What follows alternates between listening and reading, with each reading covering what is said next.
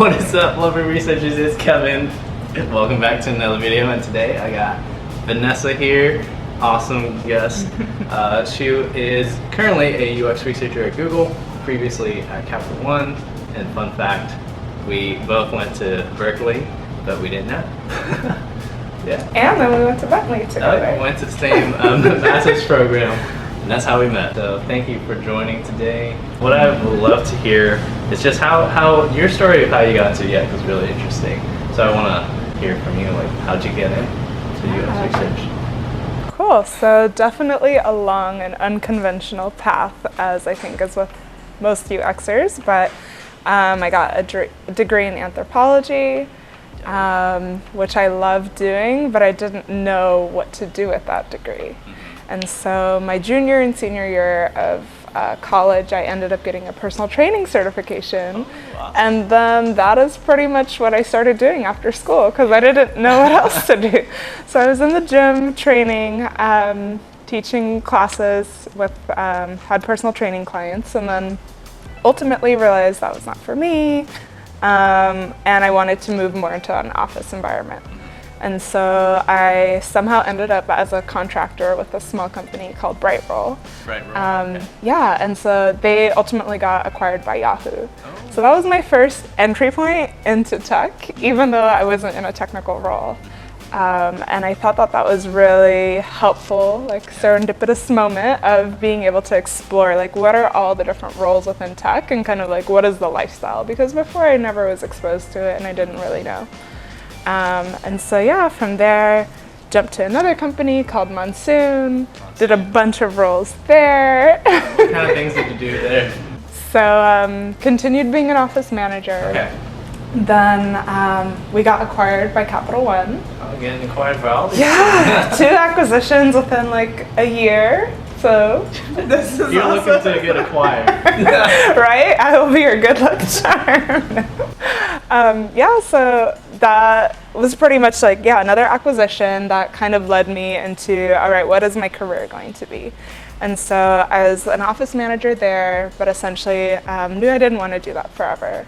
And the VP at that time had essentially said I can be his executive assistant, so I can sit in on meetings, take notes, and just learn more about all the different roles.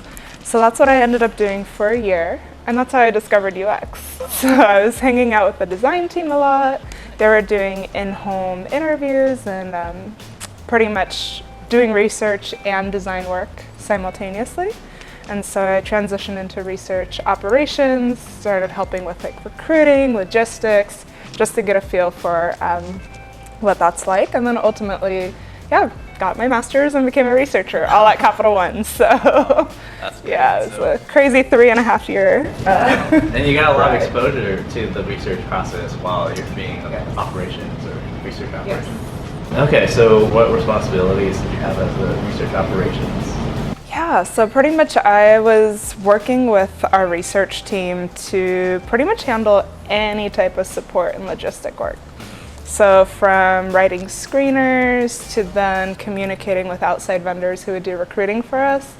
So I got a really good sense of, like kind of how to find certain populations and what kind of incentive costs would go into things like that.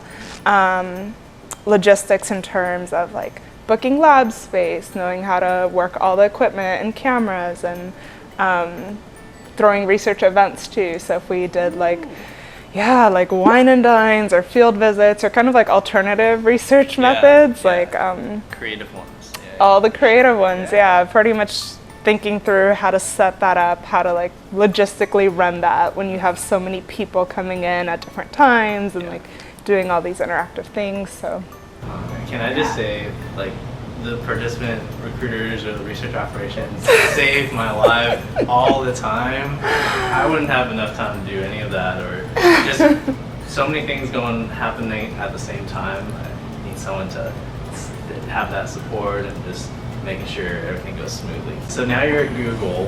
What's your kind of day-to-day like as a UX researcher? I would say a good amount of it is meetings now. and there's really no day-to-day. Yeah, it varies week to week, yeah. So I would say because I have several different product managers, a lot of work goes into just understanding what we're trying to do, scoping out the work, really collaborating with the design, the engineers. That takes a good chunk of my day. Then study planning takes a good chunk. Again, even though I'm not doing all the logistics myself, even making sure we know what we need and communicating that to a recruiter, and then going back and forth on seeing if it's on track and adjusting criteria, like all those things are very time consuming. And then on the weeks where the study finally is happening, then usually that is where then I'm heads down for the week and just running a lot of sessions. Yeah, or then just thinking about like what are the different ways that we can approach this, and like incorporating all of the different functions. So I would say that's maybe also the hardest part, is like working so cross-functionally, but ultimately knowing that like you can take something from an idea to then living out in the universe, and millions of people can see it. Yeah, that's pretty exciting. Yeah. Well, what makes it hard? So you mentioned cross-functionally working with different partners or stakeholders. What makes it hard? Is that totally get you? Yeah. And maybe you can answer that one too. I'm sure we all have our own unique challenges there. But I think even just getting the right people in a room can be difficult. Like everyone's so busy, everyone has a million things that they're working on and a lot of agendas.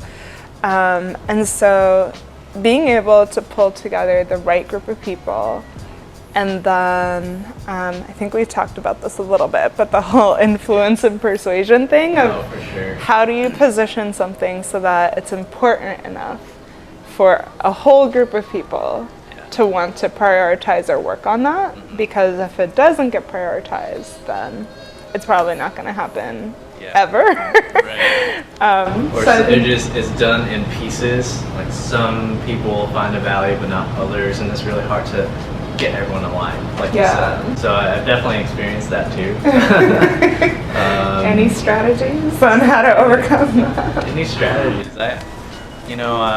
Well, as researchers, our goal is mostly to like get the user's point of view across and surface the importance of the user. Whereas when I'm talking to maybe a business analyst, their focus is on cutting costs or how do we save money for the company, and not about the users. So it's kind of also talking about how the users improving that experience can also help drive down costs in some way. So really looking at what their goals are as a stakeholder and kind of playing to the music that they want to hear. Yes, I love that. That's so important. I feel like understanding the other party before you come with your own pitch is like just a life tip. Like always do that. Just always know. Always. It's beyond research. It's way deeper than that. Yeah, that's some Dale Carnegie stuff. All right, Vanessa, thank you. So a lot of my viewers are trying to become UX researchers, and they're always looking to have some advice from current researchers. So I wonder, what are some advice that you might give aspiring UX researchers? So I think for me, it was a little bit different than maybe what some people are facing, in terms of they might have this full-time position or part-time position that is pretty unrelated. And I think my final jump into research was from operations into becoming a researcher. But that being said, I think for people who are in scenarios where they can do an internal transfer or kind of spend time with a UX team, if you're already at a tech company or a company that has researchers even in other capacities. I know sometimes in a more academic setting, or like even I think medical, sometimes people have been able to kind of apply some of that work and get a little bit of experience, because I think, like many things, this industry has that catch-22 of you can't get experience without having the job, and you can't have the job without having experience. And so then it becomes a matter of, how do I get the experience, and how do I build that skill set out so that I can be qualified enough. And I think sometimes even having like smaller things that kind of add up can help you get that skill set. But then on paper, a company is like, we're not going to hire you as a full-time UX researcher. So I would say try to get your foot in the door first. And it's okay to then have to work your way up. I think sometimes going straight for that research position or like the senior role, I've had a hard time because sometimes I know I could do it or I was ready for certain things, but the company said, nope, you cannot do this until you have a master's degree. So I went and got a master's degree, things like that where sometimes you do end up playing by the rules a little bit more than you had wished.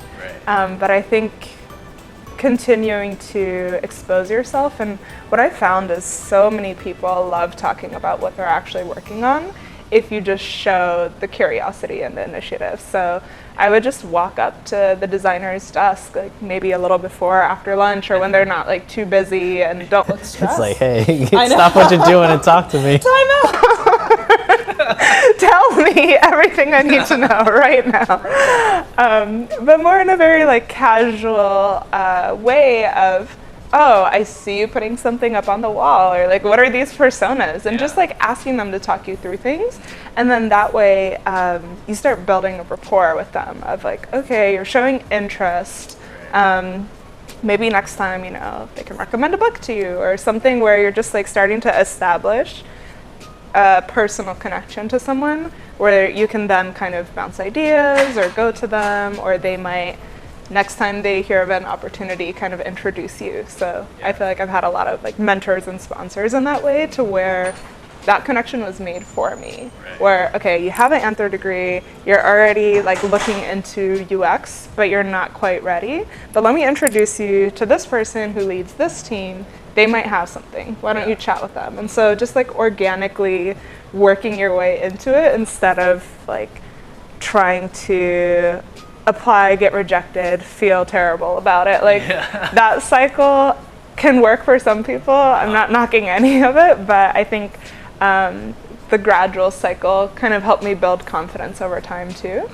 Because it was like small wins and small acceptances, but you have to be patient, which I didn't enjoy. It was like a 2-year process to work my way in, but I made it. It definitely takes time, and I think, definitely networking and making those connections, building rapport, that's one way, probably one of the better ways to kind of get your foot in the door. My way was the way that you mentioned. I remember you saying that. Well, but you also, from what I can remember, you also took steps to like building out that skill set, designing your own study, just going into the wild. Right? That's exactly it. I mean, because you can apply and get rejected, but if you don't do anything to change your process, that's the definition of insanity, right? Every time I get rejected, I'd learn something new and I'll try something different. And that's, on top of the networking tip, take the initiative and get out there. Yeah. And I think even like doing the homework too. So what has helped me really make meaningful transitions? Because I know that some people try a lot of different things and they're, I don't want to say all over the place, but I think that has its time and place of you are going through a process of like trial and error essentially. And I think I went through that myself too, but with as low investment as possible. And then when you find that one streak, that one path that is like better than all the other ones you've tried, then you kind of go deeper on that one and see what it takes. So I think that's when I got into this like phase of, researching, watching videos, like really deeply understanding. And then even, I think this goes back to another research skill, observation, of just watching how people interact, watching, like I still do this to this day, where if I'm in a room full of researchers, I watch who says what, how they say it, and try to figure out, okay, who's being received well, who kind of has like the power in these dynamics, things like that. Because I think you don't have to fail on your own to learn that lesson every time. Yeah. Like sometimes you could just watch and observe and like try to gain an understanding for what's going on, and then try to extract the principle, move that forward, and like That's gold. I think that's gold right there. Right? You don't have to fail. You can just observe and see what's maybe working for others and what's not, and learn from their mistakes, and not have to make it by yourself. yeah, I mean, you will make mistakes. We all do, Yeah, and for that's sure. perfectly fine. But I think making the meaningful mistakes, like there's many mistakes you can avoid because they've been made enough. It's awesome. Yeah. The people who don't have a job or have those connections, what are some ways they can kind of break in? I mean, I guess, tougher. yeah, for me, it definitely was, like I said, the long route. Yeah. Starting, I mean, when I was an office manager, maybe the word manager sounds glamorous, but it was not. I was making coffee and delivering mail to people's desks. Like, I had pretty much the lowest ranking job in that company, and I was like a contractor. I was making like probably $14 an hour, which is not that much in San Francisco. Poverty line probably. But at the same time, I was willing to be in that space because I felt like there was something I could learn there. Yeah. And there was a path. Whereas the gym, completely different environment, but I couldn't see myself navigating that to getting anywhere closer to where I wanted to be. Right. And so again, like I could count that as a failure of like I worked somewhere for 3 months, didn't enjoy it, quit, and pivoted quickly. And that was definitely like scary at the time. Oh yeah. But I think, yeah, it's a lot about like being in tune with, does this feel like there's anything there, and like trying to understand the entire possibility or spectrum. And then can you move forward anywhere? Like, again, because I was not in the role, but I was surrounded by the people, there's a learning opportunity. Yeah. And even if I can't apply it here, left to the next company, but I had a sense of what was happening now in this new industry that I didn't know about before. And so kind of, yeah, picking up the pieces that you can, even if you're pretty far from where you might end up, I think is definitely helpful, even though it's not, unfortunately, the direct or easy or fun route to go. I don't consider it a waste of time because I think each role taught me a skill set that makes me a better researcher now. Yeah, absolutely. We got to go through those steps. All the hurdles. All the hurdles, and you'll learn something along the way. Yeah, it's kind of like doing it's a UX problem, finding a UX job, transitioning, right? You're doing foundational work. You're gathering data and you're finding themes, like what works or what doesn't. Yes. Here's what I should do next. Here are my next steps. It's kind of like that. Yeah, and then like reverse engineering, again, like understanding what sort of like background or skill set or qualifications you need, and then also I think taking the step of truly documenting where am I at now. So I think, again, this is probably not fully a get into UX tip, but just like a career tip possibly, is I try to meticulously document, like, these are the projects I worked on, this is the type of impact I'm having, like, these are the classes, the certifications, and just keep like spreadsheets, like maybe a slide deck, whatever format works for you, of like links and portfolio slide and just notes and and in part that's to reflect back, but then also it helps you, like, again, with the perspective of identifying, oh, you know, like I've done a lot in this area, like I could round out here, or I could choose to go deep, but at least now you know what you're looking at. Right. Last question for you, Vanessa, is if you could go back in time and give yourself one piece of advice, what would it be? A single piece of advice. Or multiple advice. What would you tell going. Keep going. Maybe that would be the thing, is I would sometimes get frustrated when I was in my current predicament and I wasn't where I wanted to be. That wasn't even when I had like a UXR role in mind at the time. I just knew that what I was currently doing wasn't the thing. Right.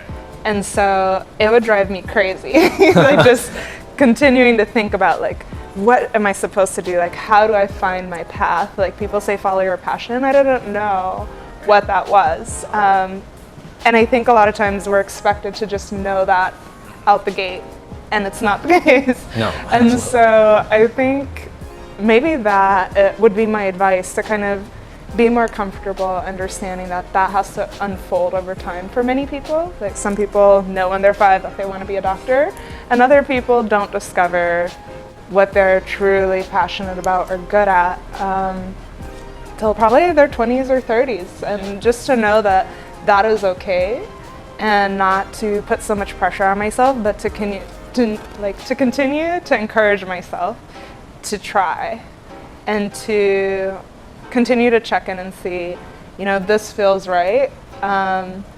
Having kind of one role or one scenario, and then getting that sense for, I want more of this and less of this. Yeah. And like focusing on, I think I kind of had in mind like how I wanted to feel, or kind of what direction I wanted to go in terms of like, I know I want this level of autonomy, I want to influence in this way, I want to work on something that has more meaning than X. But I didn't, like, it's not specific, it's just very vague. But even knowing those guiding principles, like when I was then in a role, like, does this fulfill this requirement? Like, check or no. Yeah. And then knowing that, no, this isn't it, but maybe kind of moving in this direction gets me a little bit more of that. Ultimately, I think has helped me, and I think even now I'm not, like, I still have many, many years ahead of me in terms of career. Yeah. But I think back then I would have appreciated feeling less stressed about not knowing, and just embracing that a little bit more, instead of being so just like unnerved Yeah. by feeling like I need to know tomorrow what I'm gonna do for the rest of my life. Oh, for sure. It definitely is stressful, and like you said, a lot of people don't know until 20s, 30s, 40s, maybe beyond. Who knows? Yeah, it's never too late to change your life. Yeah. Yeah. For me, I definitely had some external factor that forced me to find something. But also, when I was working at my, the job at Stanford, just doing the same thing over and over again, I felt the same way. I knew this isn't it. I'm not learning. I'm not growing. Yeah. I need to do something else. But I didn't know what. Yeah. So it was serendipity, actually. Also, like when someone called me from a tech company, I'm like, what? There's this whole field out there? That became a new goal. If something happens, I think you kind of feel like, oh, this is it. But it's also okay to be unsure. It's kind of like Definitely you okay. have to know how to read your discomfort. Is it telling you that it's the catalyst for change, or is it telling you like you are just trying something new, like you need to keep going? And like, I think that can sometimes be the hardest decision, is like, do I, like, you're always told don't quit, like don't be a quitter. Yeah. But I think it really depends. Like, is it a stick through this because like this is the path you're meant to go down and everyone starts off not being so good at something, or is it this is not meant for you? Right. And like, I think once you can answer that question, like the rest is like now you just gotta go for it, like make the move. Exactly. That was, thank you, Vanessa. That was awesome. That was definitely a mic drop. But really appreciate your time and for sharing your stories and your Zen-like expertise and life advice, really, because it is not the easiest path to get into, right? But it'll be worth it. It's worth it. Also, agree. Yeah. Definitely worth it. All right. Well, thank you so much. Yeah, thank you for having me. Yeah, absolutely.